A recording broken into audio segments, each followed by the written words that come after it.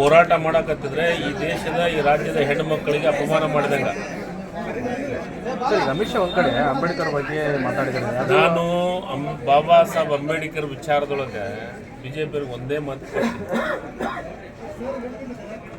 ಅಕಸ್ಮಾತ್ ಈ ದೇಶಕ್ಕೆ ಬಾಬಾ ಸಾಹೇಬ್ ಅಂಬೇಡ್ಕರ್ ಸಂವಿಧಾನ ಇರಲಿಲ್ಲ ಅಂದರೆ, ಸಂವಿಧಾನವನ್ನು ಬಾಬಾ ಸಾಹೇಬ್ ಅಂಬೇಡ್ಕರ್ದು ಕೊಟ್ಟಿಲ್ಲ ಅಂದರೆ, ಅಮಿತ್ ಶಾ ಅವರು ಗುಜರಾತ್ನೊಳಗೆ ಗುಜ್ರಿ ಮಾರ್ತಿದ್ರು. ಮೋದಿಯವರು ಈ ದೇಶದ ಚಾದಾಗ ಏನು ರೈಲ್ವೆ ಸ್ಟೇಷನ್ ಚಾನ ಮಾರ್ತಿದ್ರು. ನಾನು ಒಬ್ಬ ಸಾಮಾನ್ಯ ಗೌಂಡಿ ಮಗ ಗಾಡಿ ಕಟ್ಟಕ್ಕೆ ಹೋಗ್ತಿದ್ದ. ಈ ದೇಶಕ್ಕೆ ಬಾಬಾ ಸಾಹೇಬ್ ಅಂಬೇಡ್ಕರ್ ಕೊಟ್ಟಂಥ ಸಂವಿಧಾನ ಇರೋದ್ರಿಂದ ಈ ದೇಶದ ಗೃಹ ಮಂತ್ರಿಗಳಾಗಿದ್ದಾರೆ ಅಮಿತ್ ಶಾ ಅವರು. ಚಾ ಮಾರೋರು ಈ ದೇಶದ ಪ್ರಧಾನಮಂತ್ರಿ ಯಾಕೆ ಆಗಿದ್ದಾರೆ ಅಂದರೆ ಅದು ಬಾಬಾ ಸಾಹೇಬ್ ಅಂಬೇಡ್ಕರ್ ಕೊಟ್ಟಂಥ ಸಂವಿಧಾನದಿಂದ.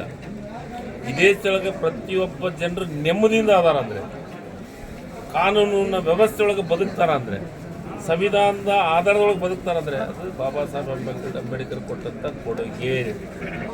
ನಾನು ಇದೆಲ್ಲ ಆದಮೇಲೆ ನನ್ನ ಬೆಳಗಾವದೊಳಗೆ ಬಾಬಾ ಸಾಹೇಬ್ ಅಂಬೇಡ್ಕರ್ ಫೋಟೋ ಹಿಡ್ಕೊಂಡಿದ್ರು. ನನಗೆ ಆಶ್ಚರ್ಯ ಅನ್ನಿಸ್ತು. ಇವ್ರು ಯಾರು ಫೋಟೋ ಹಿಡ್ಕೋಬೇಕಾಗಿತ್ತು?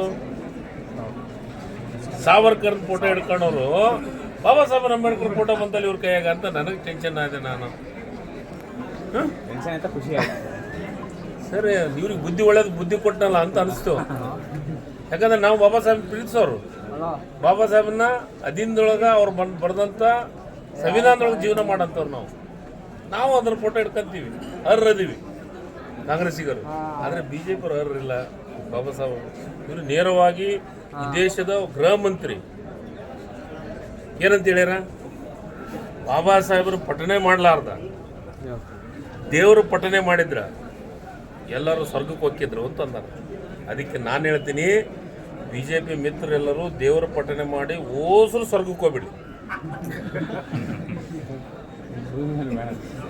ಅವರು ಹೇಳಿದ್ದಲ್ಲ, ದೇವರು ಪಠನೆ ಮಾಡಿದ್ರೆ ಸ್ವರ್ಗಕ್ಕೆ ಹೋಗ್ತಾರ ಅಂತ ಹೇಳ್ಯಾರ. ನಾನು ಹೇಳಿಲ್ಲಪ್ಪ ಇದನ್ನು, ಅಮಿತ್ ಶಾ ಹೇಳ್ಯಾರ. ಅದಕ್ಕೆ ನಾನು ಬಿ ಜೆ ಪಿ ಮಿತ್ರರಿಗೆ ಹೇಳ್ತೀನಿ, ದೇವರು ಪಠನೆ ಮಾಡಿ ಎಲ್ಲರೂ ಸ್ವರ್ಗಕ್ಕೆ ಹೋಗ್ಬಿಟ್ಟು, ನಾವು ಕಾಂಗ್ರೆಸ್ ಸರ್ ಮಾತ್ರ ಬಾಬಾ ಸಾಹೇಬ್ ಅಂಬೇಡ್ಕರ್ ಪಠನೆ ಮಾಡಿ ಭೂಮಿ ಮ್ಯಾಗಿರ್ತೀವಿ, ಅಧಿಕಾರ ಮಾಡಿ. ನಾನು ಹೇಳಿದ್ದಲ್ಲ, ಅವ್ರು ಹೇಳಿದ್ದು, ಅವ್ರದ ಫಾಲೋ ಮಾಡೋಣ. ಇವರೆಲ್ಲ ಈ ದೇವ್ರ ಹೆಸರು ಹೇಳಿ ಸ್ವರ್ಗಕ್ಕೆ ಹೋಗ್ಬಿಡಿ, ನಾವು ಮಾತ್ರ ಭೂಮಿ ಮ್ಯಾಗ ನಾವು ಬಾಬಾ ಸಾಹೇಬ್ ಅಂಬೇಡ್ಕರ್ ಪಠನೆ ಮಾಡೋಣ.